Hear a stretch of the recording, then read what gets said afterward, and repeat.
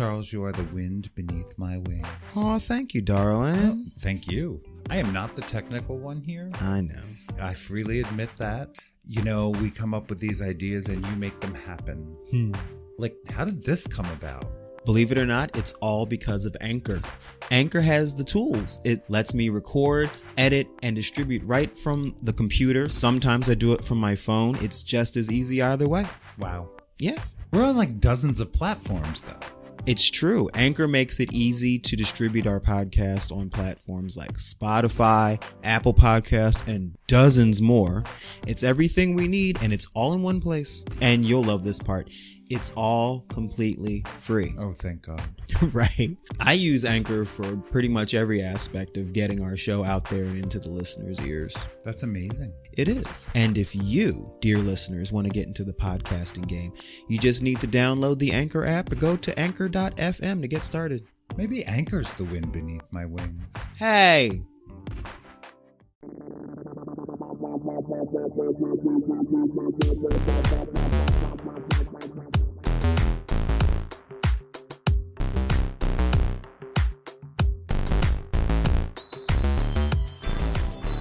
Coming to you from the dining room table at East Barbary Lane, welcome to another episode of Full Circle, the podcast.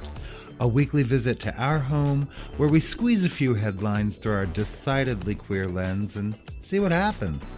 This episode is brought to you by Decanted Jug Wine and finding your place in the sun, even on a rainy day. I am your host, Charles Tyson Jr. And I am your host, Martha Madrigal. Welcome to the Full Circle table.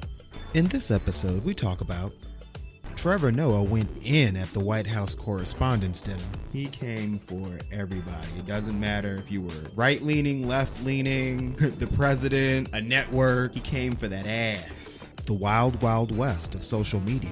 And even in the best of circumstances, Twitter can be a fucking sewer.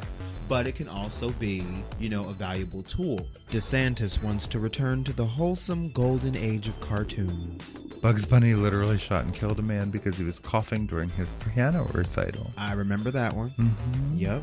A moment of clarity in reality television. And what happened was this interesting conversation about racial dynamics in Survivor in particular, but I've seen it play out in reality TV in general. Whew, and more. Hey. Hi. How are you? I'm good. The animals are fucking with my mic stand right now. The cat is rubbing himself against it. The dog just jumped out of my lap. Rosie's mad because I won't let her outside in the rain. Rosie's mad because she wants to go back outside. And yeah, Ailey is antsy. It's like Dr. Doolittle from hell out here. Yeah, it's like, and he's going to start barking. Already. Through the magic of digital recording, we just paused and let the dog out and gave him a treat and shook the cats. And I think everyone is calm now. My goodness. Can we proceed? My goodness. Yeah, it's like our fur children are acting the fur kids like lose their minds. Like, what are you doing? What are you doing? What are you doing? Why are you talking into those things? Why are you doing that there? And we not want to paying do that attention too. to us. Right. Yeah, the cat was like rubbing himself on my mic stand, and he's back. Shady, we don't even have that kind of relationship. Oh my goodness. It's been a busy week.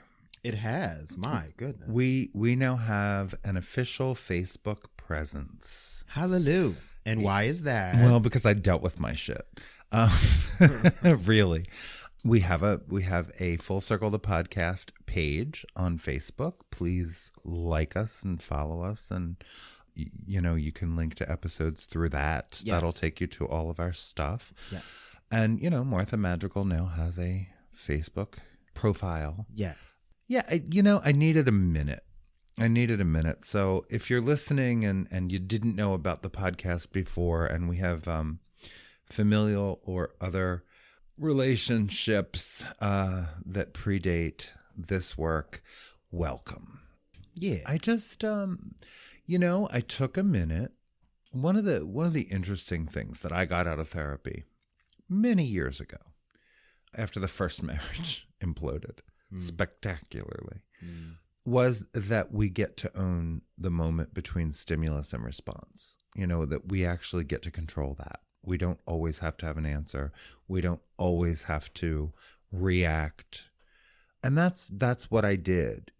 Part of this journey of mine, I said, we've been talking about a podcast for years now. And I said, let's just get to the work. Right. And let's just get to the writing. And I'm not coming out again.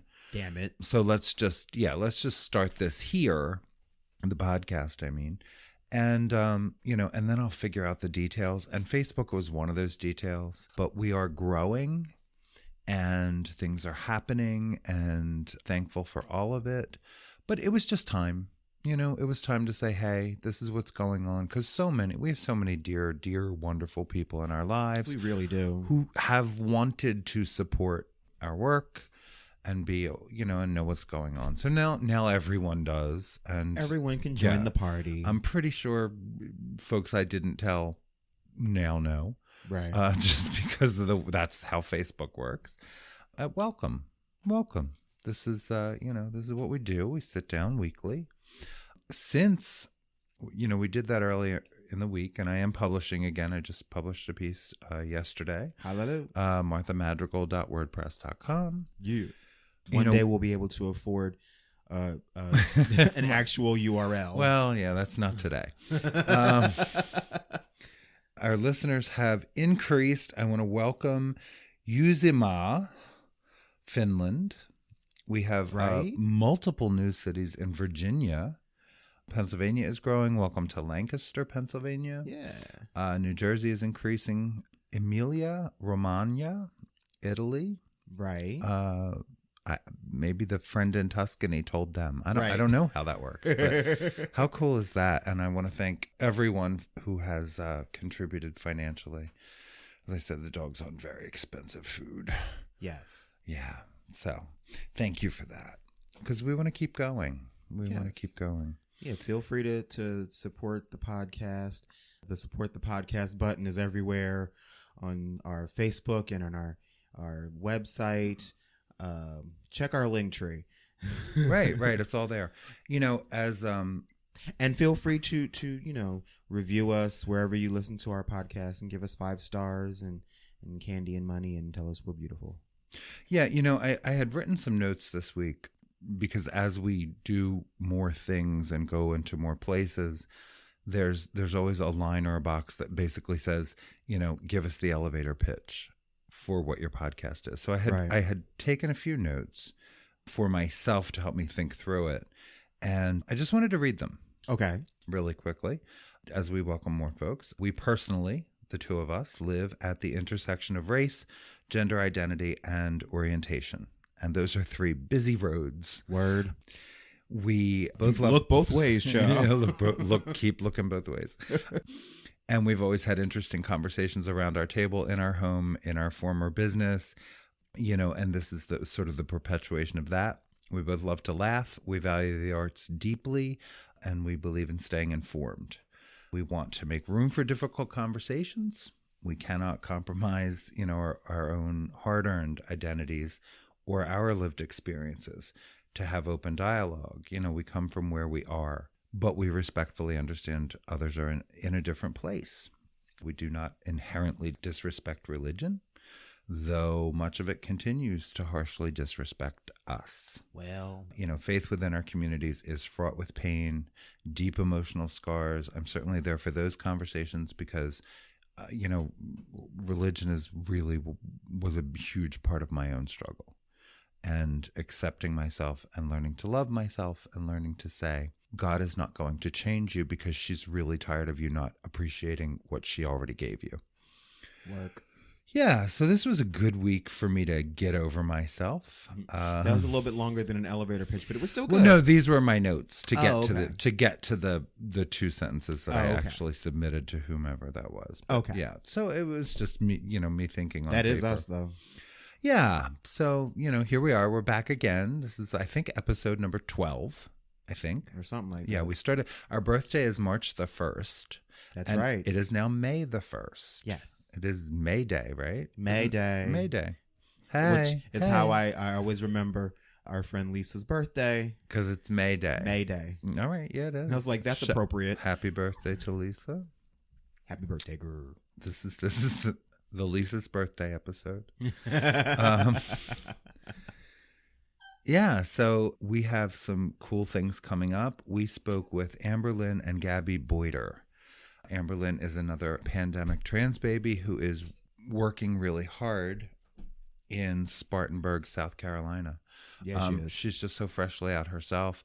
She and her wife, who have stayed together and have a young daughter, both came on and really gave us just such a wonderful interview. And that's going to drop this coming Thursday. Yes. So, yeah, really good talk. And a good talk, we talk about what's going on in the red states and, how everyone is playing whack-a-mole with all this legislation that keeps coming down the pike right now. But they're living it.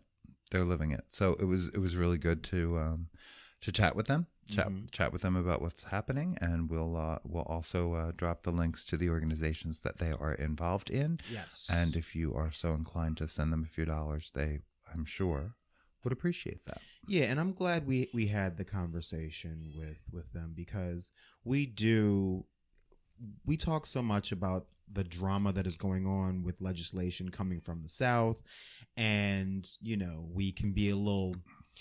I trash talk rednecks. Yeah, that I do. part. I fucking do. I do. And in so doing, we don't want it to be like weird shit talk in the South, because as Amberlynn is a very strong example of, there are a lot of people in the South who are doing the damn thing. Yeah. And, I'm sure y'all have the same things to say that we do. Well, and I said, if the kids up here in Philadelphia are terrified, imagine right what the kids in South Carolina are feeling. So it was really good to check in with them. We will have more of those interviews as time goes on. Bruce Valanche, the Bruce Valanche interview has now been up for several days, and that's doing really well. Yeah. Very proud of that. That was fun. That was fun. It was fun. I just stopped shaking from it, but just yeah. I got to get back in the tech booth. You did this weekend. I worked a show at the Performance Garage, a fabulous theater in Philadelphia. I ran lights and sound, or I ran lights actually. I designed lights and stage managed a wonderful dance concert for some friends. Cool. And it was good to get back in the swing of things. Right? Thank God for gig work. Exactly. That it's coming back. Mm-hmm. So you have something here. We're in the good news column. Let's stay there for a while. We'll do the best we can. Chris Coffers' graphic novels. Talk to me about that. Well, our media guru, Kathy, actually sent this our way. Oh. Basically, if you're looking for an alternative, like if you're wanting to get your fix of fantasy reading, and you want it minus all the turfiness. So Potter-esque without the turf. Yes. Okay. Chris Colfer, who is most famous as Kurt from Glee. Yes. He has created and is releasing a series of graphic novels called Chris Colfer's The Land of Stories. Fun. And there's several books. There's a Goldilocks. There's A Tale of Sorcery. Goldilocks wanted Dead or Alive. Yes. A Tale of Witchcraft is book number 2. And it was instant number 1 in New York Times bestseller when it was released. Yeah. And there's also, if you go to his website, thelandofstories.com, which we'll put in our Linktree, there's also some beautiful Zoom backgrounds in case you feel like getting witchy with it in your Zoom meetings. Okay. I just thought it was adorable, and I think he's adorable. He is. Like, I'll never forget, he was on somebody's talk show, and it came up that, like, he's a martial arts weapons expert, and he, like, did a little demonstration. I'm like, you better work. So he's just multi-talented all over the place. Oh, it's great. And here is a queer author. Yes. Filling that gap, because we know a lot of people who are really, really disappointed in the author of the entire Potter franchise, and because they felt seen and heard by someone who is really, taking a shit on the community repetitively. Yeah. These days. So here's a great alternative. Right. And we're going to get our friend Kathy here. She's been speaking to children over the airwaves for damn near 35 years, if it isn't 35 years. And, we'll announce that as it's solidified. But yes. I really want to talk to her about how do we talk to our kids as they're being attacked, and they know it. Yeah. I think it's going to be a really valuable conversation, especially for parents of trans children, etc., who are parents of queer children who are dealing with a lot of nonsense and a lot of uncertainty. Right. Because you can't protect them from everything because it's directly affecting them. God knows that they aren't on the list to be protected. Yeah, sorry about it. Moving on. So, interestingly, the U.S., the Department of Justice, has challenged the Alabama law on transgender youth. There you go. This was published this week by Reuters. The U.S. Justice Department said it filed a complaint last Friday challenging law in Alabama that criminalizes gender-affirming treatments for transgender youth.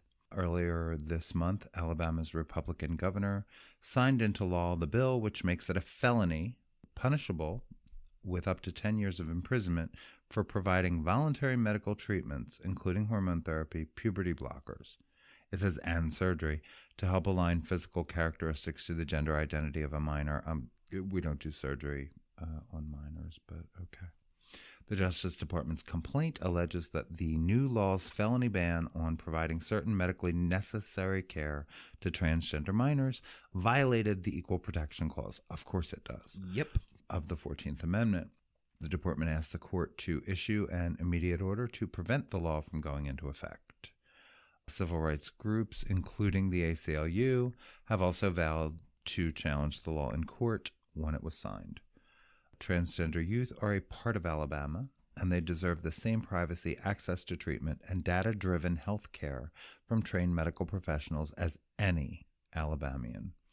That was from Trish Gattel-Falks, the legal director for ACLU of Alabama. There you go. Yeah. So, the feds are getting involved. Welcome to the fight. I'm glad to see it. They belong in this fight. I felt like it was inevitable.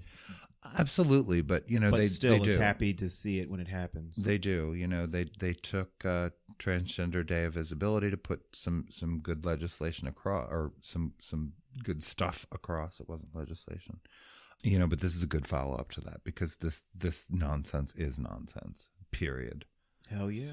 So the governor, the Kansas governor, had vetoed the bullshit in Kansas, the trans sports bill, as well as a parent's bill of rights, which is more horseshit. Both have been, the veto holds. They had a vote in the legislature to overturn.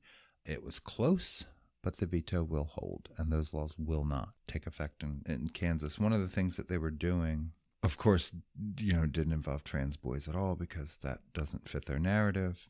The bill was vetoed. She was the fourth governor to do so, following others. An out transgender state rep, Stephanie Byers, Democrat, asked her colleagues to reject the bill. Wrestle with your consciences. Decide how you want to vote with this. Decide how you want to commit to the fact that trans women are not really women, trans girls are not really girls, or you're going to say that trans girls are girls, trans women are women. This is not a lifestyle. This is my existence. Damn it. Out gay representative, and this is why representation in government matters. It really does.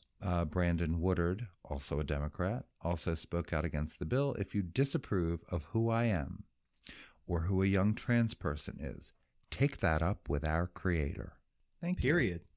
Thank you. Point blank. Yeah. There is only one trans girl currently competing in school sports in the entire state of Kentucky. We see this time and time and time again. I'm sorry, is this Kentucky or Kansas? In Kansas. Forgive me. So it got shot down. Forgive the rumbling. I'm wrestling with Shady. He's trying to battle my mic stand. Damn it. Now, this is just some more bullshit out of this.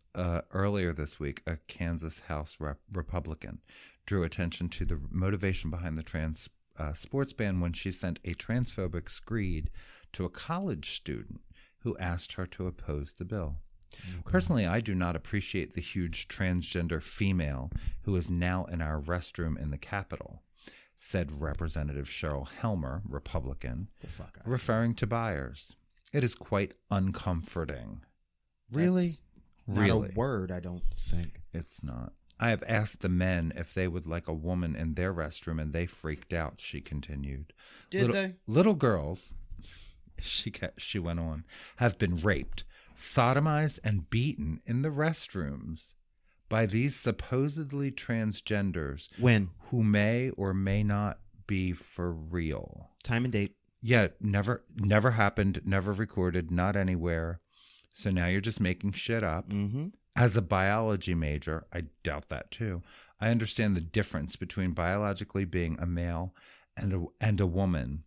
Helmet continued. No surgeon can cut, remove, add to change the biology that is chemically occurring in each and every fiber, bone, and molecule. I'm sorry, of every wait, human WAP? being. WOP. Yeah, I don't know. This is just the shit that came out of her mouth. Okay. Nobody said they had to be actual words. What's the difference if they're real words or not real words? It's all made up horse shit. So what's the difference? Whatever that was supposed to mean, it was, I think she meant lop. Oh. I was trying to follow along. Well, don't. I got lost. Don't. You know, once it's clear that it's hate, once it's clear that you're just coming for us because you choose not to understand us and because you're using us as political footballs, what's the point? What is the point in trying to make sense with a person who refuses to make sense? Trying to make sense out of nonsense. Yeah. Like, okay. I hear that. But anyway, still, the veto holds in Kansas despite that hateful person. And that's the important thing. Yeah. So we had a good time with the White House Correspondents' Dinner. It finally happened again. Oh my! President goodness. Biden in attendance. Yes. First presidential attendance in 6 years. And Joe Biden got jokes. He got jokes. Yeah, he said it was the first time in 6 years, right? Yeah. He was like, which is understandable because we had, a worldwide plague and 2 years of COVID. And then 2 years of COVID. Exactly. I was like, oh, I see you. Yeah, no, he was great. He was funny. We're back to having that event. And Trevor Noah host. Did the thing. Oh my goodness. I hollered. Mm-hmm. I'm hoping that's not what woke you up today because I was watching it this morning and I put my headphones on and I was listening to it and I just randomly started hollering. Because he came for everybody. He kind of did, didn't he? He came for everybody. It doesn't matter if you were right-leaning, left-leaning, the president, a network. He came for that ass. Yeah. It has been 6 years. Larry Wilmore, excuse me. Yeah, Larry Wilmore. He was the host of the last one, and he gave Barack Obama his send-off, and that was it. Yeah. I highly recommend that you go and find the clip of Trevor Noah's entire set. Yeah, he didn't leave many people out. No, he didn't. He did not leave many. And he started off roasting the room. He called it basically the most glamorous super spreader event. Mm-hmm. Yeah, well. It's like Fauci decided that it wasn't safe enough to come, but Pete Davidson thought it was okay, and you guys went with Pete. Yeah, he called Kristen Sinema an openly bisexual but a closeted Republican. That was brilliant. Yeah, that was brilliant. He came for DeSantis. He did several times, and he should. And you know what? He was actually nicer than I thought he was going to be. Right. Yeah, he kind of was. He came for CNN and CNN Plus. And CNN, Chris Cuomo. Yeah. He didn't leave too many people out. No, he didn't. Yeah. Yeah. He compared Fox News to a Waffle House. Yeah. Explaining it's relatively normal in the afternoon, but as soon as the sun goes down, there is a drunk lady named Janine threatening to fight every Mexican who comes in. It was kind of awful. Hashtag find the lie. Yeah. Yeah, he said their primetime lineup was so impactful that their segments about vaccines really moved their viewers into the ICU. Yeah. One of my favorites was he said to Chuck Todd, "Hey, Chuck Todd, how's it going? I'd ask a follow-up, but I know how you don't like those." Right? You don't know what those are. That's what And Laura Ingraham, he said, what can you say about her that hasn't already been said by the Anti-Defamation League? Get him. It was, there's a lot there. And, I loved the way he closed because, he said, in America right now, you have the right to seek the truth and speak the truth, even if it makes people in power uncomfortable, even if it makes viewers or readers uncomfortable. Mm-hmm. You understand how amazing that is? I stood here tonight. I made fun of the president of the United States. I'm going to be fine. I'm going to be fine, right? Yeah, right. But he kind of went on and said, if Russian journalists had the freedom that you have right now, would they use it the way you're using it? Mm-hmm. And ask yourself that question every day. Mm-hmm. And it's a solid question to journalists. And I think, he really did mean it, and it's applicable across the board. Oh, yeah. The right we take for granted, and we are so steeped in ridiculous lying propaganda and conspiracy and nonsense. Mm-hmm. It's feeding this divide that I don't think is real on the street. Right. Not like it is in social media. Not like it is when you're watching that bullshit on television. Yeah. It's not that. Right. And, he said, are you basically using the freedom that you have and the responsibility you have responsibly? So good job. Yeah. Good job. It was interesting. He did chide Biden that, Biden understands that his numbers always go up when he's standing next to a biracial African. Also brilliant. It was fun. It was a lot of fun, and it is really refreshing to have a president and first lady in the White House who can who have the skin for it. Exactly. Because the last one sure as hell didn't. Nope. Well, because they know who they are and who they aren't, what they've done and what they haven't done. It's true. They don't have that blind ego. Well, that's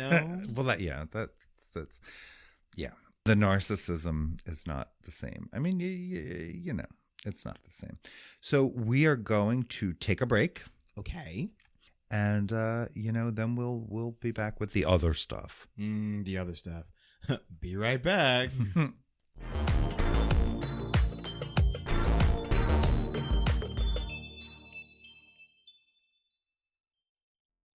Let's talk about Newsley. Newsley is an audio app for iOS and Android. It picks up web articles about the most trending topics on the web at any given moment and reads them to you in a natural human voice. For the first time in the history of the internet, the entire web becomes listenable. Browse articles from topics you choose and start playing. Stop scrolling, start listening. You can literally follow any topic as specific as you like, from sports, science, to Bitcoin, the latest in queer news, or even the Kardashians. It will find you the latest articles and read them to you aloud. And they have podcasts as well, including ours, Full Circle the Podcast with Charles Tyson Jr. and Martha Madrigal.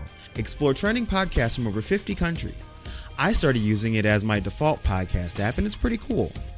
Download and use Newsley for free today from www.newsley.me, or follow the link we posted in the description of this episode and use promo code FULLCIRCLE with the numeral 1 replacing the I. That's Full Circle to receive a free 1-month premium subscription.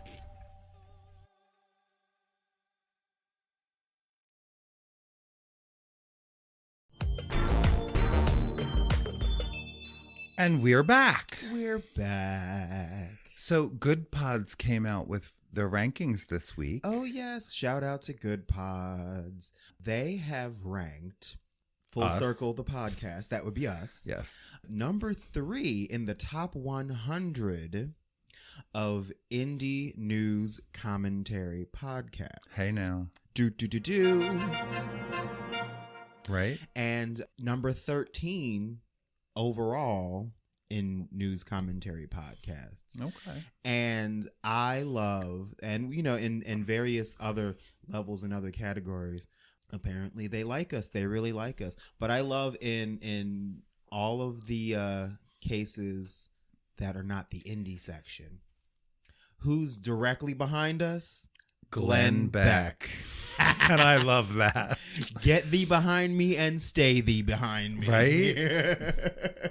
That made me so happy. Right? I was like, oh, honey. So thank you, Good Pods. We do appreciate And thank you, Common Sense. And right? Oh, Right. yay. Yay. No, that was really fun. It was fun to see those numbers because we certainly did not expect them.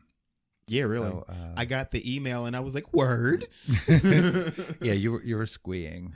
Literally. There was squeeing in the house. It is time for the Cavalcade of Nonsense. Yes, it is. Chaw. Let's just start with, what is this person's name? Sunny Hostin? Hostin? I put this on the list not because of her or The View, but she mentioned Elon Musk's buying of Twitter. Mm-hmm. And, you know, initially I was like, everyone's freaking out because Elon Musk is buying Twitter. And y'all are acting like, I don't care. This is the first time a rich white dude was in charge of Twitter, because it ain't. And I was like, oh, y'all know this one's name, so you have someone's name to holler at. And while that might still be true, I've been looking around lately since the news came out, and the conversation has been that Elon wants to bring, quote, free speech back to the platform.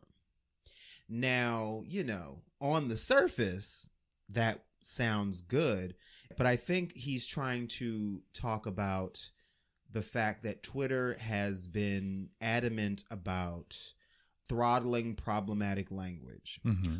It goes a little too far if you ask me, but I'm fine that you can't just freely throw around the N-word and the F-word and threaten people. And like, I'm okay with that, you know, to a certain degree. And I feel like he's going to do away with all of the Twitter guidelines. So when Elon Musk says, wow, this is about free speech, it seems to me that it's about free speech of straight white men.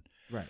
My overall point is I can definitely see Elon Musk, you know, just doing away with all the guidelines under the auspice of bringing free speech. Like, is he going to bring Trump back? That was another question. Mm-hmm. Is he going to lift Trump's ban from Twitter? And, you know, we use Twitter a lot. Like, I've become very chummy with the indie podcaster community on Twitter. Okay. You know, we've made a lot of good relationships with other podcasters via Twitter. And I like to promote our show on Twitter. I don't know whether or not I'll stick around on Twitter if everything is lifted. Like, if Trump is back, I don't know if I can deal.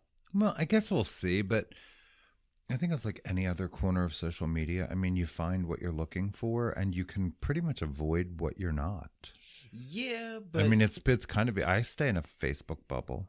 I mean, you know, mostly. I'm going to have to like go in deep into my settings and pick certain words and names and have them blocked so I don't see them. And that's just a whole lot of extra work. Yeah. You don't necessarily have to do that, but sometimes you don't keep scrolling when you need to keep scrolling. Maybe. You stop and you sit down with a cup of tea in the comments section, and that is never a good idea. I do that. It's like never a good idea, because especially if there's like 5,000 comments, you know that shit's getting ugly somewhere. Right. I mean, because that's how I get lulled. Like the top comment will be this really positive, affirming thing. Like, and I just read an article, a well-constructed article about something happening to the trans community. And then the first couple comments are like, great. Mm-hmm. And then I'm like, oh, okay. And I don't have to go far. And I'm like, oh, there it is. There it is. See, my big problem I don't care who this dude thinks he is. Right. He can wear whatever dress he wants, but, and I'm like, oh, there you are. Yeah, that's the thing. What tends to happen with me is like first thing in the morning when I wake up and I'm going through my first thing in the morning rituals, shall we say, and I haven't had my coffee yet, and I'm scrolling through Twitter and I see someone say something, and then all of a sudden, even though I really don't, I got time that day, and then I go and the next thing you know, I'm angry and it's not even 10 o'clock yet. I'm admitting it's a problem.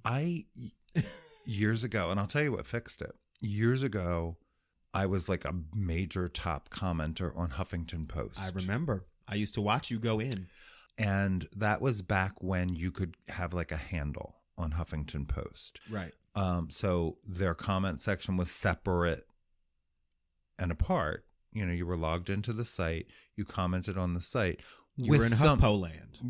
Right, with some sort of moniker. I can't even remember what mine was, but you know, it wasn't particularly cryptic, but it wasn't my full name. Correct.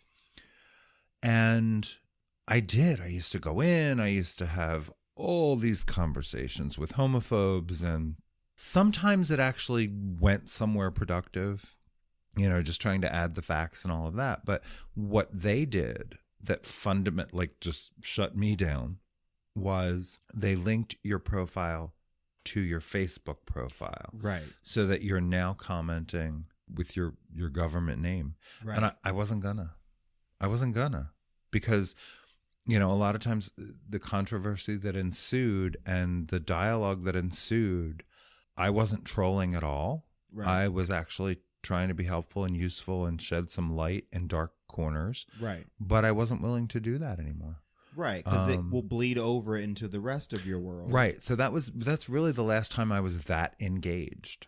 Do you know what I mean? Like that engaged in like the comments and following up and following people and recognizing who the trolls were. Mm-hmm. And I thought of that because they used to make like a nickel a post just to fuck with you. Like you know, there were paid commenters. Oh, right. You know, who would just come in and take a shit. And get 5 cents, and then they would drop something nonsensical. What is this, Germany? And then go away.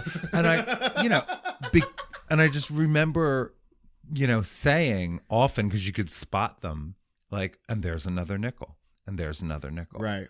Ooh, you're up to like 50 cents today. Good on you.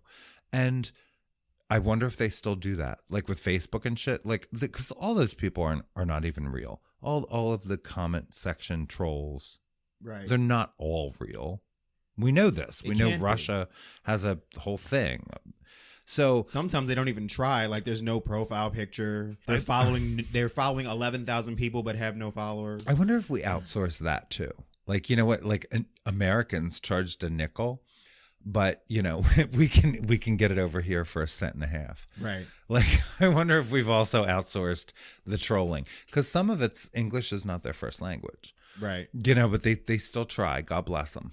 Right. God bless them. It's true. And the bots, you know, they do their job as well. But yeah, I left when it was no longer possible to just have a bit of anonymity. You know, because that used to be important in some circles. That you didn't have to, you know, you could sign up with a username and comment with a username. Right. And that's still the case a lot of places. And it's important in some places, especially in the queer community where we have folks who are questioning. We have, you know, kids who are participating on the internet, asking questions on different forums, you know. Right. And they should not have to do it with their first and last. Right. And that's the thing, you know, with Twitter and social media in general that I enjoy is that, you know, it gives you access to other people directly.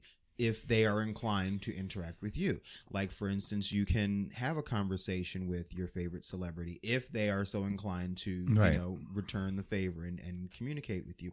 Or you can have, I've had very many valuable conversations with people just over a topic or whatever.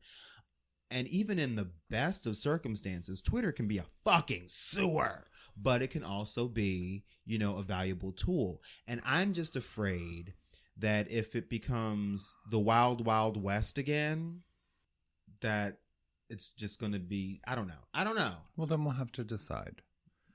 You know, if there, social media, especially when it's an integral part of your business, of paying your bills. Right. You know, as it was for us for how many years with the bar. Like we had a big digital presence. We reached, you know, certainly beyond our little neighborhood with what we were having, the entertainment we were having, the music we were booking. I mean, you know, and we would broadcast through the city and the surrounding area. Yeah. And really the bulk of our business did not come from inside the neighborhood. It came from, you know, far and wide. Yeah. So, you know, how many times did you take Facebook off your phone? You're such a drama queen. How many times did you take it off your phone? And then I'm like, did you see this? And you're like, no. Right. And then was it on Facebook? Then no. Right. But we had to keep it because we used it a lot. That's how we interacted with customers. That's how we told them what was going on. Well, what I used to do was I would take the actual Facebook app off my phone, but I would leave like the business suite app on my phone, right, I know. So that I could communicate just as the business. So I might end up having to do something like that with Twitter. I don't know. But it never occurs to you to just stay the fuck out of the comments section.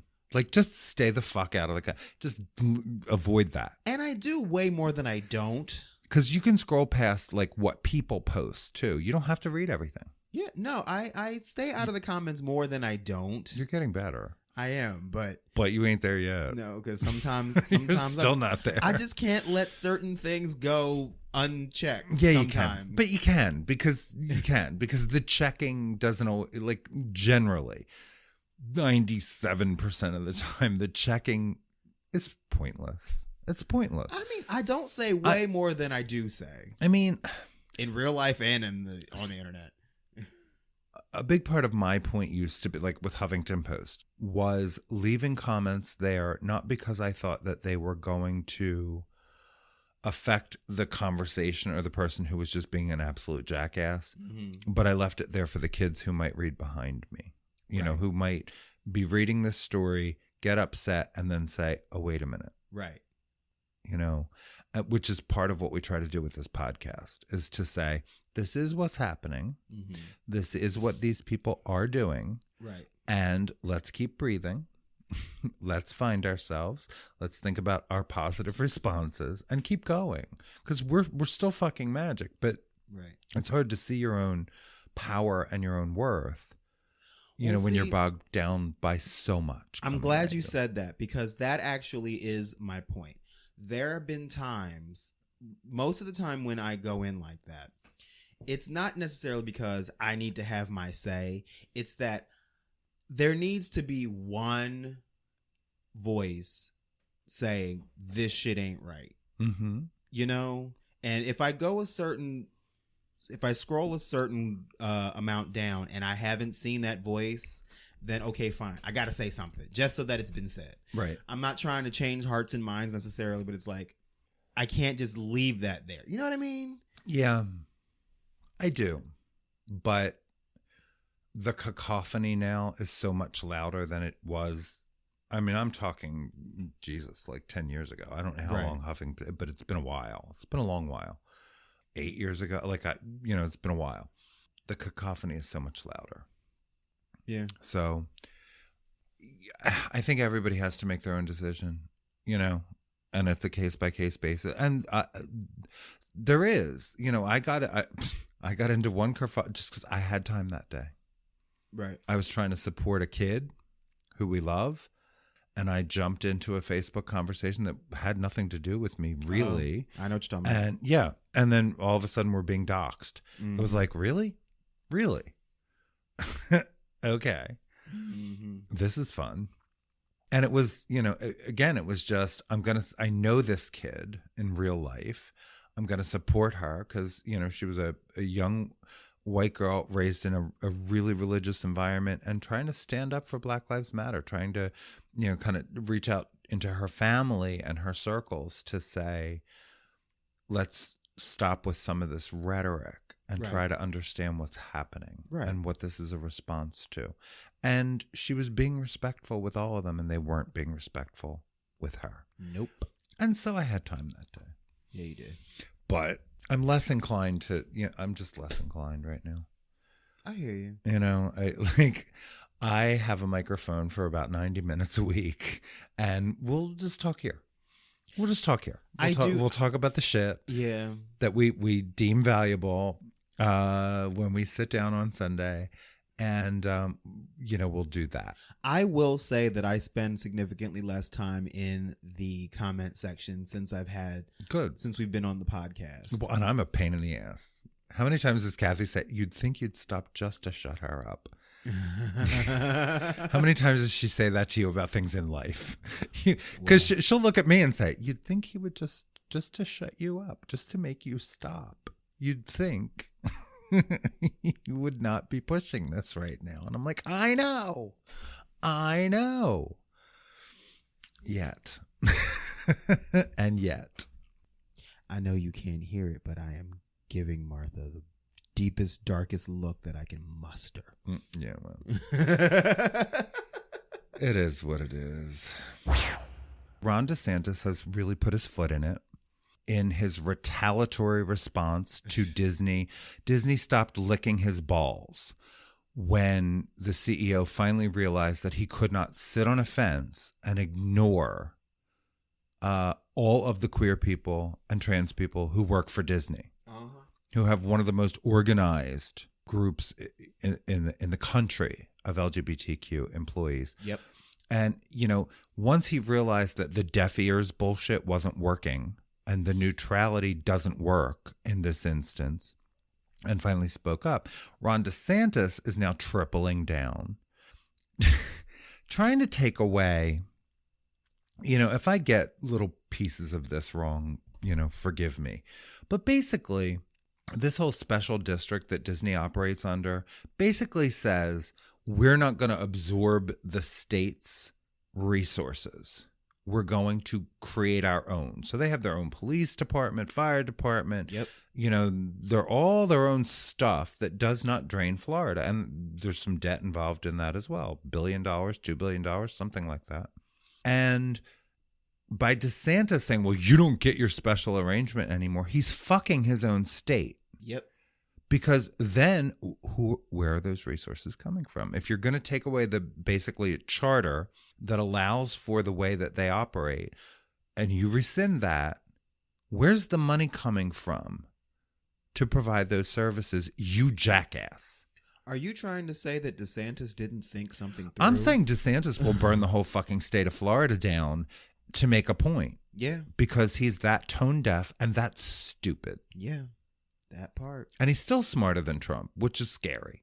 So, it's ongoing. Disney's kind of leaning back, waiting for them to actually finish thinking about what they're trying to do because it's bullshit and it could bankrupt the state of Florida. Right. So, keep trying to play. Keep trying to play for your don't say gay nonsense. So Florida Republicans would have to agree to pay off over $1 billion in current bonds. Disney would get out of about $160 million per year by transferring those services to Orange County. Orange County's current yearly budget is about $600 million. County taxpayers would be seeing a steep tax increase to pay for this Republican stunt. And that's what it is. It's a stunt. So, we're just going to keep watching. We're just going to keep watching. He just can't help but fuck up while he's fucking up. And these people don't represent the majority of Americans. That's the thing that gets me is, poll after poll after poll. This bullshit just is stupid. It's a stupid game. It is. It's a stupid game. And you can only win stupid prizes. Well, yeah, but I mean, this is the retribution thing is new, is kind of new. I mean, it happened, but this public like thing, and with no thought, Right. with just no thought. Well, we're going to take something away that will ultimately benefit y'all. Like Disney benefits here, Right. big time. Oh yeah. The state that this jackass is supposed to represent, the state gets royally fucked. Yep. No lube. In the dark with no warning. Yep. So, they're going to keep playing. It's going to keep going on. You read the next headline while I retch. Yeah. So, waste of carbon, Caitlyn Jenner. Mm-hmm. Caitlyn Jenner called Leah Thomas one of the worst things to happen to the trans community. You know what? The worst thing to happen to the trans community, period, full stop, is Caitlyn fucking Jenner. Yeah. I'm not even gonna talk about this story. I'm just gonna tell you all to remember that. Okay? I mean, that's really the point of the whole thing. The irony of the fact that it's such bad publicity. What the fuck do you think you are, you tone deaf, beyond wealthy fucking moron? that part. Yeah, that was really going to be the crux of this whole thing. The irony of Caitlyn Jenner calling Leah Thomas the worst thing to happen to the trans community when she herself has proven over and over again that she is the worst thing to happen to the trans community. She's trying to stay so relevant. She's trying hard. We must protect women's sports at all costs. What Leah has done, beating biological women to win a Division I national championship, is anathema to what, big word, Caitlin, to what sports represents and the spirit of competition. Fuck you. You don't know shit. Again, the worst thing to actually happen to the trans community in recent history is Caitlyn fucking Jenner. And she went on Piers Morgan to do this shit. Moving on. Yeah, Moving on. Next. Moving on. Yeah, move it along. So it appears that Netflix is just racking up reasons to make us want to cancel our subscription. I know, they keep doing that. Not the least of which being the shit's just too expensive. And it's getting more expensive as the days go on, and I'm not just talking about money. So Netflix's stock is plummeting. We talked about this in our last episode, how they're hemorrhaging subscribers left, right, and sideways. And another casualty, they have a dedicated fan site called Tadum. Mm-hmm. They named it after the sound that the fucking logo makes when it comes on the television. Yeah, and all the laid off people are on there, huh? Talking. Yeah. Yeah.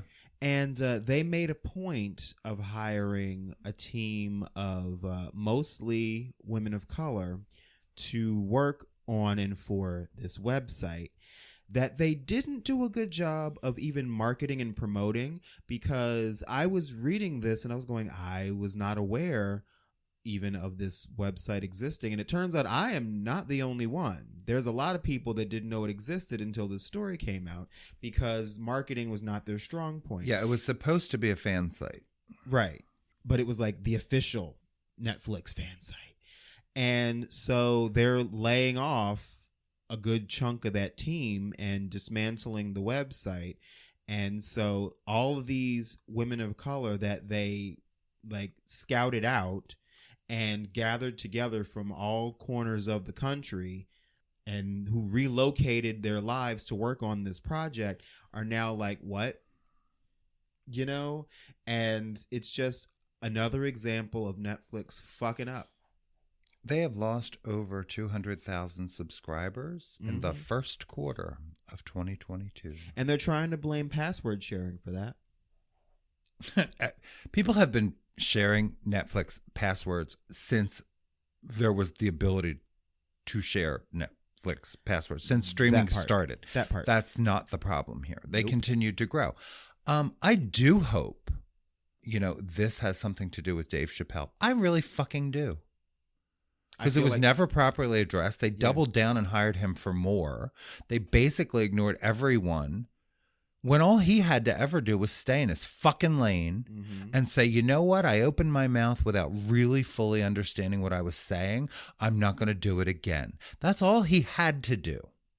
I mean, but his ego didn't allow it. That is a big part of the real reason why their subscribership has been dropping. Good. Because of their failure to address the way that the material that is on their platform has been affecting marginalized groups. Not to mention how they treat their employees who are from marginalized groups. And you know what?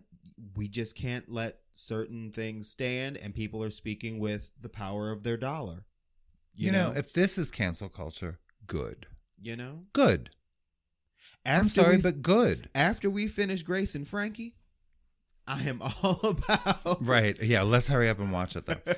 But I'm all about letting that go because, because we are doing the next season of Grace and Frankie because I love Grace and Frankie on so many levels. Exactly. Jane Fonda and Lily Tomlin ain't did shit to us. No, however, that is a lot of money every month. Yeah. You know? And well, it is, especially given what happened. I mean, you know, I'll make the contrast between, you know, Disney was late to the table. Right. With the don't say gay bullshit. They probably could have squashed it had they spoken out definitively and earlier. Mm-hmm. They probably could have kept it from ever coming to a vote. They did not. Right. They could have assessed where they were putting their money politically before it even happened.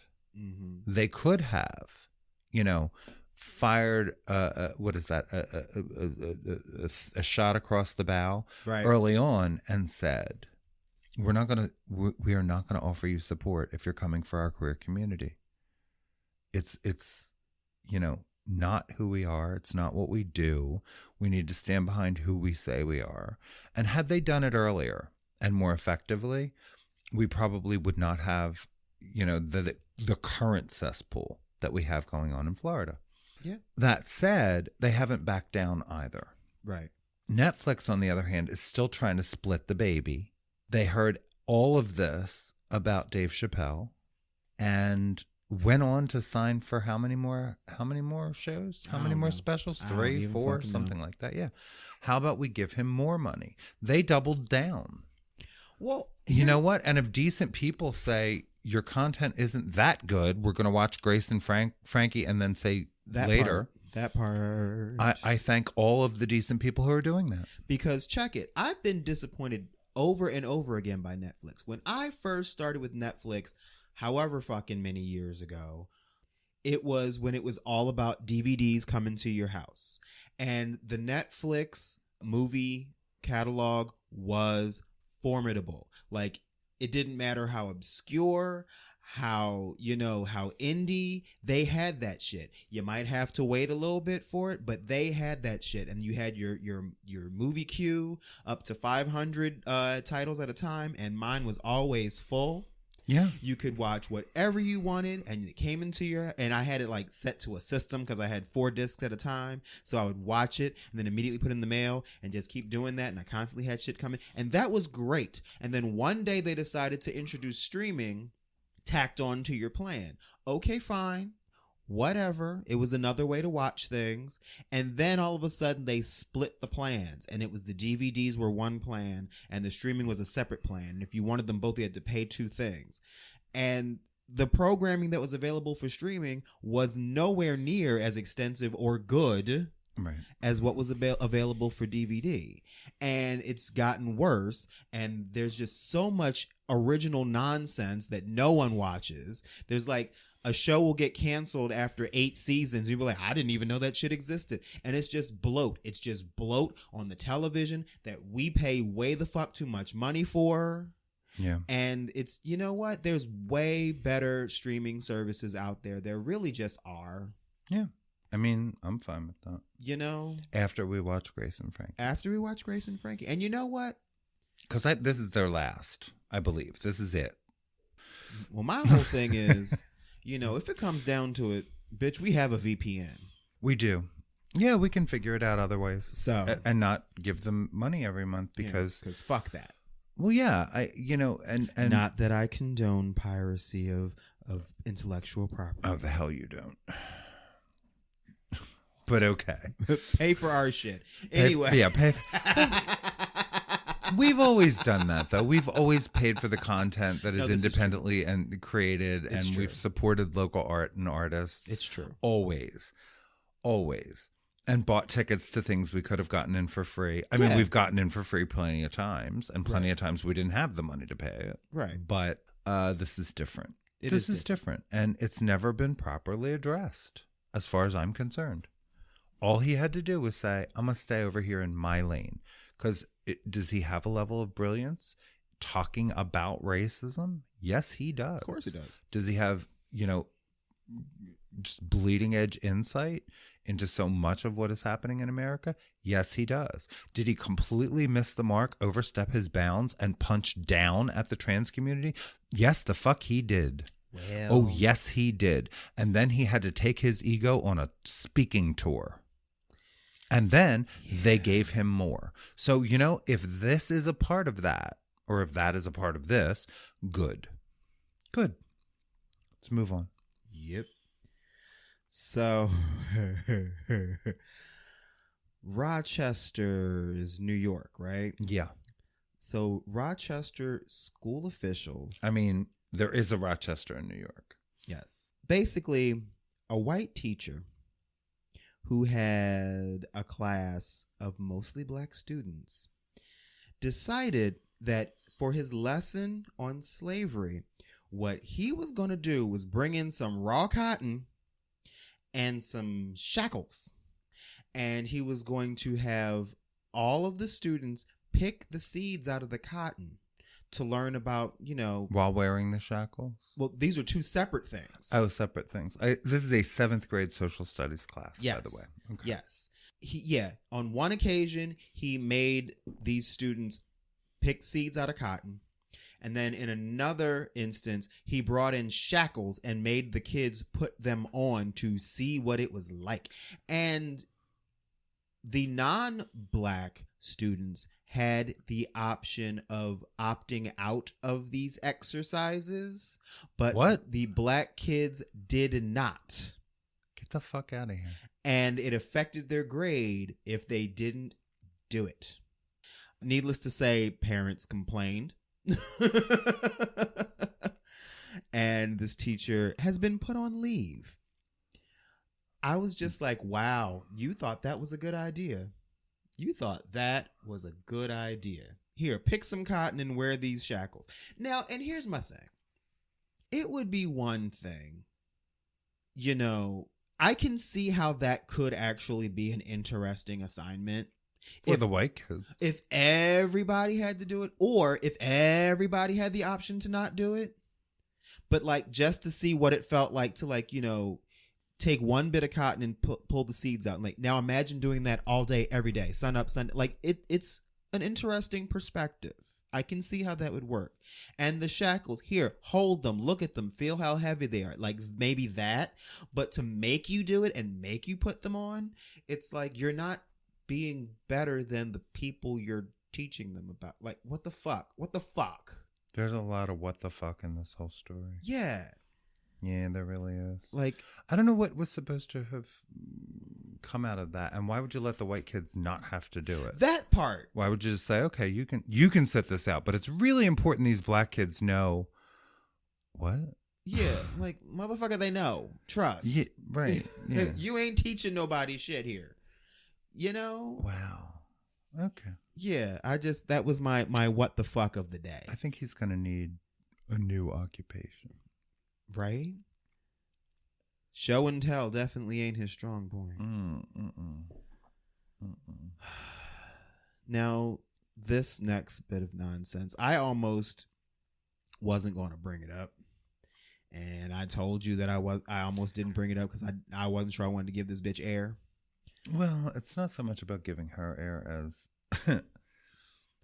So I'm sorry, this whole thing makes me laugh. It makes me laugh. But go ahead. So Megyn Kelly, it's already horrible. She teamed up with some fool named Steven Crowder, who is apparently is notably and ardently homophobic and transphobic. They're both former Fox News hosts. Oh, is she former? I don't know. Yeah, I don't follow. I want to point that out. Both of them used to have a job. Right. And so now they have a Sirius XM show. I don't even know whose show it was who was on. It doesn't even fucking matter. Okay. And so basically the subject of children being on puberty blockers comes up. And he's saying, we're looking at biological men beating the hell out of women in their own sports. Not with puberty blockers, they're not. We're looking at children on puberty blockers. And that, that's factually incorrect. That's factually incorrect. And Megyn Kelly, she goes on to say, if you look at the crazy trans activists, she said the trans activists, like the crazy ones, they're so vicious. And they're basically kind of doing conversion therapy on young gay men. Excuse me? How words very fucking dare you? Words don't mean shit. How very fucking dare you? And so she imitating one of these activists that she made up. Is she conceding that conversion therapy is a bad thing? Is she finally conceding that? Is that what I just heard? That is what that sequence and of events she's will now dictate, an advocate for gay men? Now she cares about gay people? Right. Really? Uh-huh. Ain't that some shit? We will bend over into a pretzel to fuck with trans people. Mm-hmm. Continue. Yeah, she was imitating one of these activists that she made up, saying, you're not gay, you're trans, you're secretly a girl. It's better to be queer than to be gay. Just say that you're a girl and you can get rid of that whole gay thing. Never once anywhere ever have I heard this. Thank you. I was getting ready to say, I feel confident saying that has never been uttered by anyone other than Megyn fucking Kelly. Yeah, exactly. Tell us you don't know us at all without saying you don't know us at all. And she said this shit out loud on the radio. Mm-hmm. And so prominent transphobe Abigail Schreier has a book called Irreversible Damage, The Transgender Craze Seducing Our Daughters. And Megyn Kelly brings this bitch up, and she said, and this woman, Abigail Schreier, says in her book, she equates trans people with misogynists, pedophilic sexual predators, and mentally ill people who have succumbed to peer pressure. That's the entire Republican Party right there. Mm-hmm. Mentally ill people who have succumbed to queer pressure. That's most churches today. Mm-hmm. And the Republican Party. And they are misogynistic and they are pedophilic. Yeah. She's just pointing at the wrong group with the words. Yeah. Yeah. And then there is a group doing all of that. Yeah. And then Megyn, she fixed her face to say that GLAAD, mm-hmm. the Gay and Lesbian Anti-Defamation Group, has, quote, lost its way on its original mission. What the fuck? By advocating for trans rights. Okay. Yeah, and the part I love is how she has friends. This is the part allegedly I couldn't she wait has for. friends. Her gay friends. Her gay and lesbian and trans friends. Oh, and she's a friend. She's got trans friends as well. Okay, just like Dave Chappelle. Right. He had the one. Oh wait, no. She has gay and lesbian friends, but she's no friend to trans people. Oh, okay. Good to know. And okay, fine. Maybe she does have a gay or a lesbian who, is willing to share air with her. Maybe. And say that she's right. But you know what? I say the same thing to these people that I would say about white people who have a quote unquote black friend who thinks it's okay that they say the N-word, where I say, well, fuck your coon ass black friend. I don't give a fuck what they think. Mm-hmm. Same thing. Fuck your self-hating queer friend who thinks that this shit stands. Fuck them. Fuck you. Tell them I said so. Yeah, this Crowder person is a mess. Oh, is a former Fox News contributor. Yeah. Host of the popular right-wing podcast Louder with Crowder. Yep. In 2017, he deceptively edited a video of a meeting about trans healthcare to make it look like trans people were conning Medicaid. And then in 2019, he repeatedly attacked gay journalist Carlos Meza on his show. He imitated Mesa as having an effeminate voice and called Mesa a lispy sprite, an angry little queer, and the gay Latino from Vox. He also said that Mesa eats a lot of dicks and sachets to his next Pride Parade. Inspired by these insults, Crowder's fans doxed Mesa, flooding his personal phone with messages and regularly sending him threatening hate mail. Yep. And you know what we always say about people that are so vocally homophobic. Yeah, well. Mm-hmm. Squeaky wheel. Mm-hmm. He probably has that fucking beard to hide the stretch marks around his mouth. Anyway. Well. So yeah, fuck them. You know, it's, yeah. Fuck Megyn Kelly. And this jackass that she had on her show. You know, listen to what you want to listen to, I guess. But fuck her. Yeah. Fuck her. And that's not the way any of this works, kids. Sorry. That's why we sit here, to let you know and to affirm our community that we know that's not how any of this works at all. Right. But this is the shit that they routinely say about us. Oh, yeah. Yeah. And the folks that listen to this nonsense, you know, pick off little pieces and say, well, they have a point. No, they don't. No, they don't. Never did. No, they don't. Nope. But, you know, keep doing it. You know what was funny to me? This is funny. Was, and I don't know who baited him into even commenting on cartoons, but I probably, God bless him. But Ron DeSantis said cartoons used to be straight and wholesome. Ah! Win, bitch. Win. And then the subhead says, from Bugs Bunny marrying men to Fred Flintstone wearing a dress, cartoons have been queer for generations. Mm-hmm. Generations. Oh, yeah. How many trans folks say, yeah, the first Bugs Bunny. Yeah. Bugs Bunny. Bugs Bunny was queer representation. Oh, okay. Yeah, and you want to talk about straight and wholesome. Oh, he started this because Disney has sexualized cartoons and to corrupt the youth. The fuck is he talking about? Well, he put his foot in his own mouth. I should have known. Mm-hmm.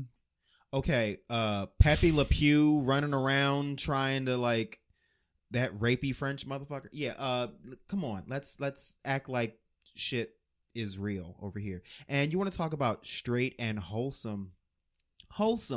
How many motherfucking Warner Brothers cartoons featured blackface? Right. Oh, we forgot about that. How many slave jokes? How many pickaninnies were represented in Looney Tunes? Elmer Fudd used to be a dim-witted black man with big eyes and big lips. He's yeah. Let's not, you know, if you want to talk about all of it, let's talk about all of it. Well, even Disney. Yeah. Oh, well, Disney too. Let's not let them off the hook. Mm-hmm. But yeah, cartoons never were straight and wholesome. He's so crazy. Sorry about it. He's so crazy. Yeah, you're just saying shit to say shit. Again. I mean, first of all, he's trying to say that Disney executives are interjecting sexuality into programming.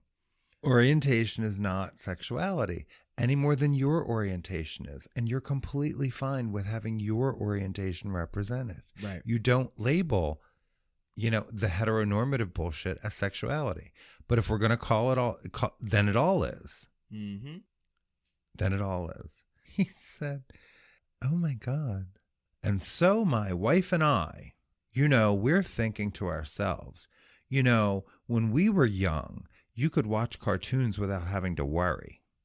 Who the fuck is now worrying? Parents have to sit there and worry about what are they trying to inject in, even the words they use, what type of ideology are they trying to pursue, and that is wrong.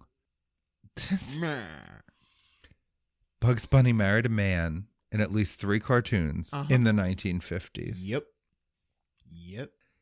This is just like, it goes on and on. I mean, you find the Twitter thread. It's wonderful. He doesn't know what words mean, and he doesn't let that stop him. Bugs Bunny literally shot and killed a man because he was coughing during his piano recital. I remember that one. Mm-hmm. Yep. I understand the sentiment, but that ain't cool. So, like, did you not watch cartoons? Right. Do you really think you can just reorder everything we watched? Yeah. Because the rapey misogyny that was Pepe Le Pew, like Thank you. all of it, like really, I'm just, yeah. And those cartoons are still available on HBO. Yeah, so Bugs Bunny was in drag. It's not like or we can't, whatever. you know. Yeah, this was just fun. The whole thing was fun, and it's water he waded into. Yep. Out of his depth once again. Mm-hmm. Out of his depth. So, I did want to just mention briefly. Once they hook onto a word, so now they're trying to call the Trevor Project pedophilia. Because they don't know what words mean. They don't know what any words mean. There was a comic that the Trevor Project had shared that explained how teens could erase browser history and escape their website quickly, so that they wouldn't be outed to their parents. Right. Because a lot of queer kids live in very unsafe, very unstable home situations. Yep. Because their parents are blinded by religion, mm-hmm. because their parents are blinded by ideology. Yep. And they don't understand how any of this works. Right. And so what the Trevor Project does is try to keep your kids alive long enough for them to be productive adults because you're just a fucking mess. And, so these things are necessary. They're not showing them porn. They're showing them a resource. They're trying to keep them alive. At its heart, the Trevor Project is a suicide hotline for queer kids. That's what it is. Yeah. And to try to twist their mission or twist what they do is repugnant. And to try to call it pedophilia or talk about how they're interjecting parents' rights. Parents' rights have killed a lot of us. Yep. Parents' rights, that part. have twisted our lives, almost beyond recognition, often beyond recognition, and to the point of death. Yep. That's what parents, unbridled parents' rights have done, because some parents are crazy. Some parents don't love their children. Some parents don't deserve to have children at all. Yep. Which is why you might want to rethink your stance on abortion, because unwanted children are unwanted children, and that life is never good. I lived it. I know. Yeah, these criticisms... Why is the Trevor Project encouraging children to keep secrets from their parents? That came from Moms for Liberty. Yeah, which goes to show you know nothing about what the Trevor Project fucking does. Left-wing activists are predatory groomers, conservative pundit Lauren Chen tweeted. Just saying words. If you sit around designing and promoting ways to get in touch with kids so you can discuss sexuality and keep it from their parents, you are a groomer. No. Fuck you. No. This is, we tell you who we are. We recognize ourselves and our differences developmentally as we come into awareness. Just because you had a different experience doesn't mean we don't know what we're talking about, doesn't mean we don't know who we are. Right. Because we all knew who we were. And, God bless Harvey Milk. But, when we all started to come out, when we all started to recognize the importance of being visible, we told these kids it was important to them too. They saw it, they heeded the message, and they're trying to live authentically, younger. That's all they're trying to do. Right. That's all they're trying to do. They're trying to tell us who they are. I knew. It was beaten from me for a long time. And here I sit. Mm-hmm. Here I sit. Like, you can't. It doesn't work that way, but a lot of people are killing their kids. That's why these projects exist. Right. And these pundits and these people that sit and... all they're doing is exposing their ignorance. They don't know what they're talking about. Yeah. They know nothing about the people they're criticizing. They're just throwing buzzwords. And it's offensive, it's insulting, and it's dangerous. Yeah, they're busy owning the libs. You don't understand a goddamn thing. Wow. James Lindsay, whoever the fuck that is, said he called the Trevor Project Groomer Project posing as suicide prevention. Fuck you. How very dare you. Fuck you. Yeah, how very dare you. You know, there are people doing God's work, but it isn't you. That part. It isn't you. It never was. Yeah. No, it never was. I mean, having grown up as queer children, that's why you have adults doing wonderful work like that to try to save, kids like us. Kids like us. Who didn't have an easy time navigating this world. Who, by the grace of something, are still here. And so, yeah, I mean, we reach back and try to see children, and they're the ones sexualizing it. They're the ones doing it. You affirm your little heterosexual children all day, every day. Right. But when we affirm queer children and say they actually exist and they are valid and they are important and they are precious, you want to put labels on us that actually squarely belong to your community. Right. You want to do something with your time? Go check those scout leaders.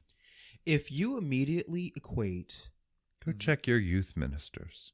Having a vested interest in the well-being and health and happiness of kids to sex in any fashion, then you have a mental problem. They do. These are need to address. These are the children's genital fetishists. Period. They love talking about kids' genitals. They love it. They're the ones fixated on it. We're the ones trying to keep kids alive. They're the ones trying to kill them. Exactly. That's stark, but there it is. Period. There it is, because that's what you're doing.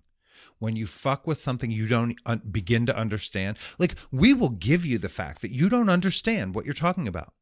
I'll give you that. Right. I have had close friends come to me, come to me and say, I'll never understand the trans thing. And I said, not yours to understand. Not yours. You have never understood what it is to be trans. It's not a thing I can't give you an analogy that will make sense for you. But how about this? When someone tells you who they are, believe them. Believe them. Period. When they ask you to use a different name or a different pronoun, it costs you nothing to do so. So just do that and show them some respect. Or, I guess don't. And he was like, no, I always do that. I just don't get it. And I'm like, you don't have to. Why do you have to? You don't have to. I don't get Baptists, but I don't have to. Why does the world have to fucking wait until you understand something? As long as the Baptists stop fucking with my life, I don't have to understand them. Right. Not a bit. I don't have to know why they're doing what they're doing. But religion is a choice. Gender identity and sexual orientation are not. Nope. That's human wiring. Period. These are different planets. Right. Different planets. Religion, you can make a different choice. Period. You can make a different choice and not choose hate. And you don't have to understand every person in this world to be a decent human. You just have to accept that there are certain things you don't understand. Right. But the people who do are trying to save the people like them that are coming up behind them because our lives are made so difficult by y'all. Well, and that's the point to this. We're going to take a break and we're going to come back and talk about pop culture because I'm done with these idiots. Need a palate cleanser. We'll be right back. We will.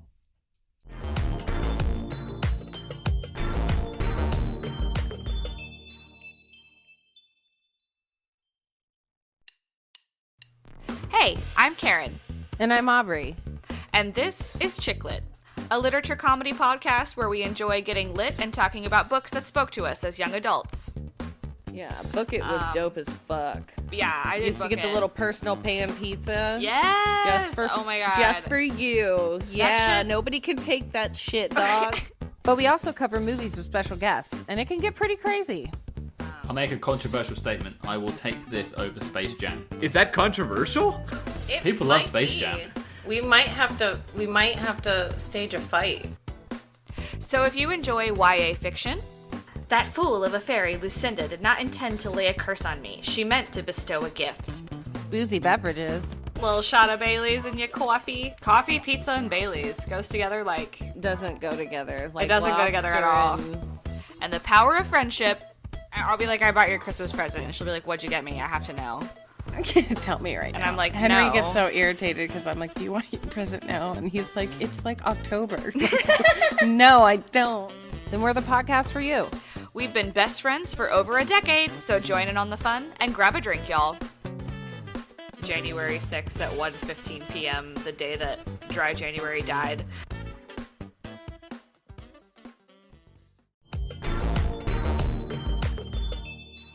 And we are back. We are. Let's talk about reality television.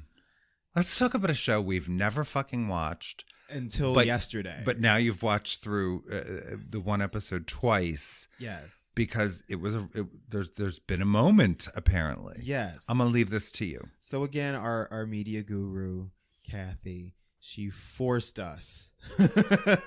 She did not force. Strongly encouraged us. No. Well, she had the clicker. She was in control of the remote. That's really all that happened. But no, seriously. She said, watch this. She implored us to watch. And she was kind enough to explain it. Like people have tried to explain football to me. Kathy sat and tried to explain Survivor to me. Yeah, we watched an episode of Survivor. Neither one of us has ever seen a single episode of this show. And I will admit that I was confused about a lot of things. Like with the idols and the isolated in the five and the tribals and the shots in the dark. I'm like, what the fuck are these people talking about? And do you want to win food in this challenge? Oh like, my god! Like, oh my god! When their prize, one of their prizes was veggie and beef kebabs, and the way these people were like, oh, I was like, when have these people eaten last? It was a little disturbing. However, first of all, I was surprised that this was season 42 of Survivor. 40 motherfucking 2. But anyway, the reason why this episode was noteworthy was because of what happened at the end when they were voting people off the island. So apparently there were 2 tribes. I still have a vague understanding what the show is about, but apparently there were 2 tribes, and one tribe voted 2 people off, and then the other tribe came in and they had to vote someone off of their tribe. Okay, fine. Now, of the cast that is on this episode, there are 6 people of color out of the 10 or 12 people that are left. I don't even fucking know. And there were 4 black people. There was Roxroy, black man, Chanel, black woman, Drea, another black woman, and Marianne, another black woman. And Chanel and Roxroy got voted off randomly. So 2 black people are sitting there. The next tribe comes in, and for whatever reason, still don't understand how this show works, the tribe that comes in and sees these 2 black people sitting there having been voted off are like shocked. The 2 black folk, Dre and Marianne, were shook. They were just shook. And so they're sitting amongst their tribe and they're talking about who they're going to vote off next. And they're sitting amongst themselves and they're talking and they decide they're going to vote off Drea, who's one of the black women. And Marianne was like, I can't in good conscience vote off another black person. And then they were like, well, what do you mean? And it became this big old thing. And what happened was this interesting conversation about racial dynamics in Survivor in particular, but I've seen it play out in reality TV in general. Marianne was very insightful. She pointed out how Survivor is not just about strategy. It's about bringing the big social world into the microcosm that is the show. And everyone comes onto the show with their own baggage and burdens that they carry with them as human people walking the planet. And when it comes down to it, it's a known fact that on reality shows and Survivor in particular, when there's black folk, the black folk get kicked off quick. And there's already 2 of the 4 on the chopping block. And she could not perpetuate this ongoing problem by making their vote. And so what ended up happening was the 2 black women, they gave up their idols, which means they couldn't be voted off.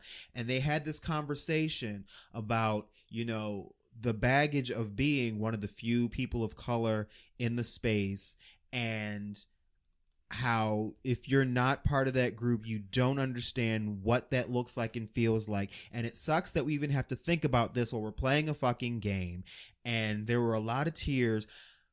An interesting moment is, what was his fucking name though? There was a white guy who won that day, and he was like the dreadlock having buff white dude who apparently was like just a dumb straight dude, but you know, he was nice or whatever. Jonathan, immediately when they started talking about this, he took personal offense and was like, well, I'm not racist and I feel like you're threatening me, calling me racist. And that's a tired trope that came up really quick. And he said that Drea was being aggressive because she was being passionate. It's like he brought out all the stereotypes and buzzwords, but they sat and they talked it out, and it was a very honest moment about racial politics and the way that we're socialized to see or not see things. And I was impressed. I have never seen a moment like this in a reality show. I even asked Kathy, I said, is this kind of emotional intelligence something that happens a lot on this show? And she went, it happens. And I took that to mean no, not often enough for me to ever watch another episode. But I was pleasantly surprised that this moment was captured. And I know for a fact that, you know, race does play a factor in the way games are played in reality television. Like, you can't tell me otherwise. Look at The Bachelor. Whenever you see the black woman in the group, you know she ain't gonna make it past episode 3. Now we just had a black bachelorette, so that, you know, changed shit up a little bit. I thought that was interesting. Inkmaster was one of my favorite shows before it came out that Oliver Peck did blackface.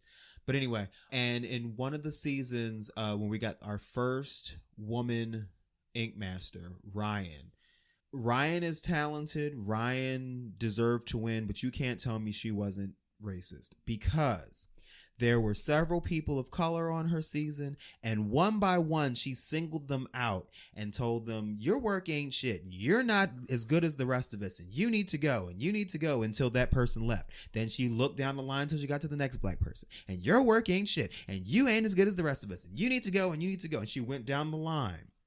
And it's obvious when it happens. And I will say, the only reality show that I have seen where the level of race and misogyny does not come into play, or does not appear to come into play in terms of the playing of the game, Drag Race. Right. Okay. Now, the fandom of Drag Race, however, that's where your racism and your misogyny comes in. Oh my goodness, the fandom of Drag Race is toxic as fuck. There's anyway, that comment section. Yeah, exactly. And that's all. It was an interesting moment from a show that I had never seen before. And that was a nice little introduction. I have never seen a moment of clarity and honesty like that in a reality show before. And I was like, wow, that was deep. That was good television. So this most recent episode of Survivor, check it out, if nothing else for that reason. I also thought it was interesting that Roxroy, the black man, one of the reasons why he got voted out was because there was a conversation about how, like, he was too, like, strong in his thinking and he wasn't malleable enough to be able to. And I'm like, oh, okay, so the black man is threatening. I see how this goes. It was really deep and really interesting. And I'm probably still never going to watch another episode of Survivor. It's a lot to follow.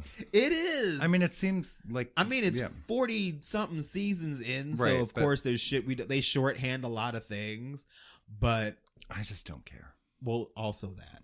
I don't care. But it was so bizarre watching the whole episode and watching them like balance on these things with their big toes and like in So one of them could have kebabs. choppy water, right? Yeah. And it was like you can tell like You'll some people were get like, kebabs "I'm for out," your group. Yeah. because they probably broke their fucking ankle, and it's like there's freezing. They're visibly freezing on the show. They're shivering, and they have In the zero body rain. fat left because they haven't. Did you say that was like he couldn't get skinnier? Exactly, because they probably I- haven't eaten in forever. Right. And like the way I wish you could see, like when they said, if you win, your tribe gets veggie kebabs, and Veggie and beef kebabs. Beef kebabs, and the way they all went, like Yeah, they did. I was like, because I love me. It's like Hunger Games. Yeah, Or literal it was and crazy. actual Hunger Games. I'm like, oh no. it was bizarre. So if you're a Survivor fan, I mean, they're all being paid for it, so I guess that's the other that's thing. good. Like, but- y'all signed up for this shit, so Jesus okay, that's one Christ. thing. But But it was an interesting moment. it was interesting, and was like interesting. I'm interested in hearing people's thoughts on the show in general. Because again, I've never watched it. And I'm not like a hater. There's no reason why I haven't watched it other than the fact that I just haven't. But Yes, we have friends who are dedicated to watching Yeah. and discussing Survivor. And hey, I mean, cool. It's just not been a thing. yeah, it's It's not just been a a show thing. that I didn't watch for no other reason than I didn't. And I couldn't follow it. Right. It was a lot of rules and things. Yeah. Whew. But yeah. We had a listener comment because I had talked about the movie The 100-Yard Journey. Or 100-Foot Journey. 100 I'm still not sure what these two things had to do with each other, except that she said, I think you would enjoy Better Things, Right. which was an FX series that just recently finished its 5th season. I think it's now over. And we just discovered it. Right. But it's on Hulu. Yeah. And it's Pamela Adlon, and she stars in it. And I love her. Yeah, I do too. I first discovered her in Californication. Right. Yeah. Love the actress. And Louis C.K. is also like one of the creators. Yeah. In conjunction. No one has jerked off into a plant yet. I mean, he can be creepy and everything, but no one can say he's not brilliant at what he does. Yeah, it's been interesting. We're partway into season 1. I hear it gets better and better and better. It's good. It's very the character is really well fleshed out and very real. And she's a divorced working actor in L.A. trying to raise 3 girls, and Right. she's got a teenager and all the way to a little one. 3 assigned female at birth children. Yes. It looks like the middle child may be non-binary or trans, or that version of trans. Yeah, I feel like that's their journey. And so they've had the moment where the older child looked at the mother and said, Frankie's a boy. Frankie's a boy, Mom. And so, we'll see how that develops. Oh, you watched after I went to bed because I missed Well, that. probably. You were falling asleep on the sofa again. Well, it was a long day for me. Yeah. But yeah, I missed mean, that I think part. I think I'm only an episode ahead there, but they're like 23-minute episodes on Hulu, and so It's an interesting I'm watching show. it I hate with an open mind. the kids, except for the little one. The little one's sweet. The little one's sweet. The other two are a lot. I hate them. I don't hate them. I hate the older one is Well, it's that whole thing of like these kids on television and the way they speak to their parents, and I would never. Well, yeah. See, you're just get off my lawn right now, and that's it. No, I was like that as a kid, like fucking Olivia on the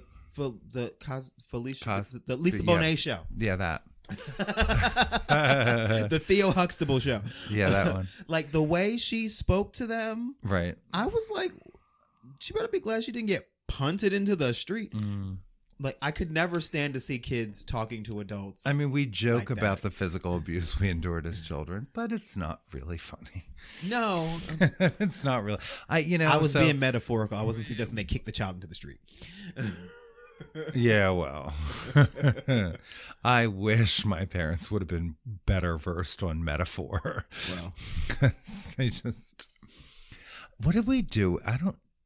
My father had an actual cat of 9 tails that he made, which is a leather apparatus with straps, basically, and a handle. And, like that was if he got that out, he meant business. Yeah.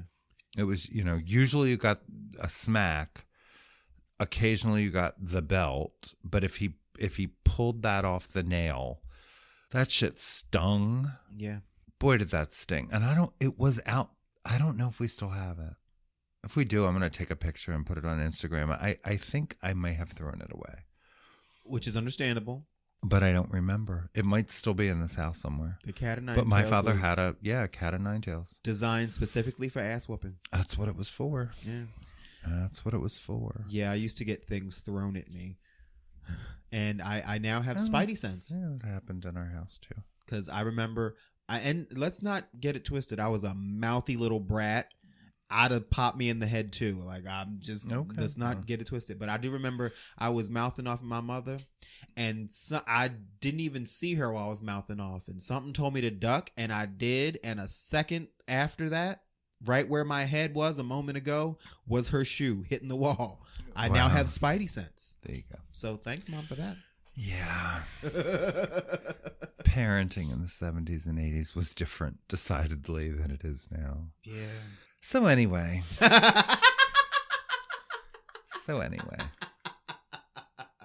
Come on, segue. It's not a segue into anything, but let's stop talking about child abuse.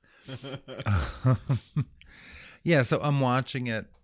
I'll know more next week because hopefully I have some time to binge some more. But it is well crafted.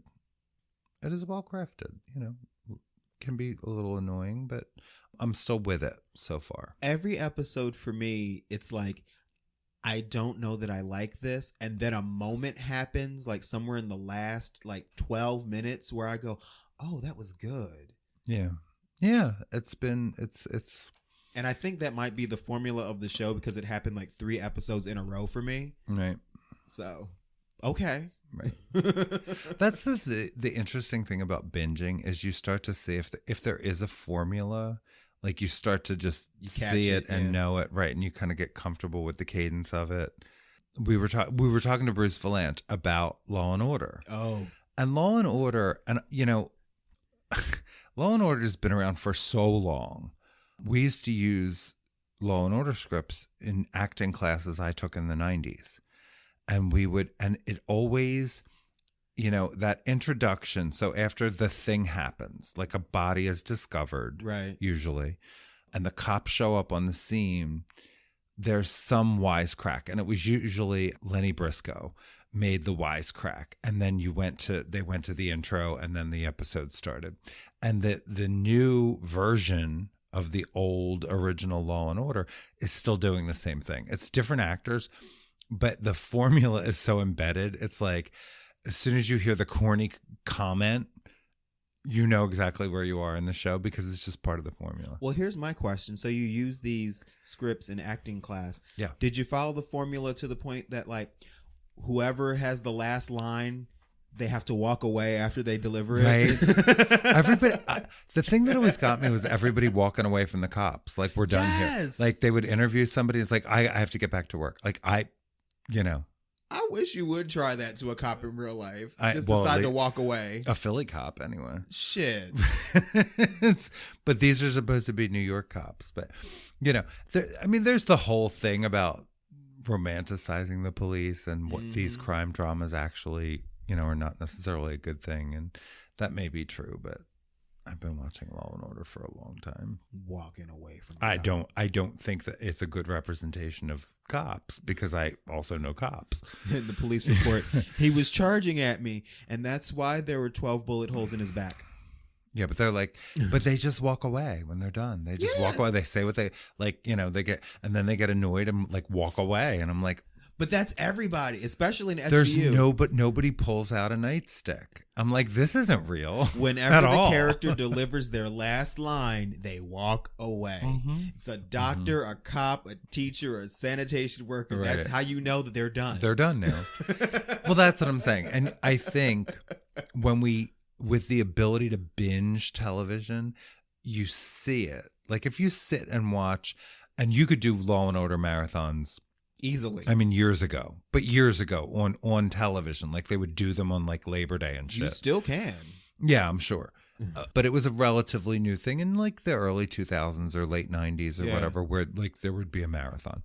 And but when you sit and you watch episode after episode after episode in a row, you pick up on things you might not. Right. Yeah. You know, when you don't have that pause of a week in between and like your life filling the week. There's good and bad on both sides of it. I like it when they release all the episodes at once. Like, here's the next season. Boom. Right. But I still watch SVU because Mariska Hargitay is Hungarian. I still watch that. Well, also it's just good. And Julia on HBO is coming up on its last episode. It's an 8 episode, basically a miniseries. You know, the limited series, I guess they call it now. Yeah. Sure. But it's basically a miniseries. The 8th and final episode is Thursday, I think.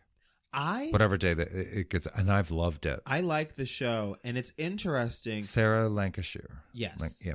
The actor, the character of the producer, they made her character black on the show. Apparently, she was not black in real life. Right. What I like about the way they did it was they made her black. They did not make her blackness the crux of her character, but they addressed the fact that she's black in different ways as part of her character. It's interesting. It's like they made up a major point about the character's makeup, but they addressed it in an organic way. Right.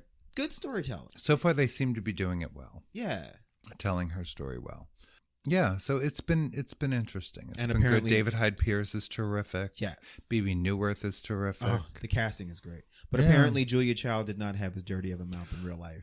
I finally found, who told me this? I finally found Isabella Rossellini because she was listed in the cast. Okay. And she is playing, am I going to totally fuck up this name? Is it Simone Beauvoir? Or is that a different... But the woman, Julia Child, wrote The Art of French Cooking, or Mastering the Art of French Cooking. The French co-author, there were 2. Okay. But the one is a featured character, and she's a blonde French woman. That's Isabella Rossellini. Oh. Okay. She is, in fact, in the cast. And I had seen her name, but it just didn't dawn on me at all. Because she's an infrequent character. But they're talking about writing their second book. And she gets on the phone with Simone or whatever, and they have these small moments. And it's Isabella Rossellini in a blonde wig. Huh. Great job. There you go. But yeah, I mean, I remember watching Julia Child. I remember watching, obviously in reruns. Louisette Berthold. No. That's our character? That's what Google says. Oh, it doesn't sound right. Because there were 2, but I thought she was the other one. Simone. Oh, Simone Beck. Simone Beck. That's it. Yes. Simone Beck and Louisette Berthold, both from France, and then Julia Child. Correct. Wrote the book together. That's I believe her character is Simone. Simone Beck, yes. Yeah, because I think they dropped the other woman. Okay. Or she dropped them. But yeah, so she's playing Simone Beck, I believe. Okay. Yeah, but it was like, where's Waldo?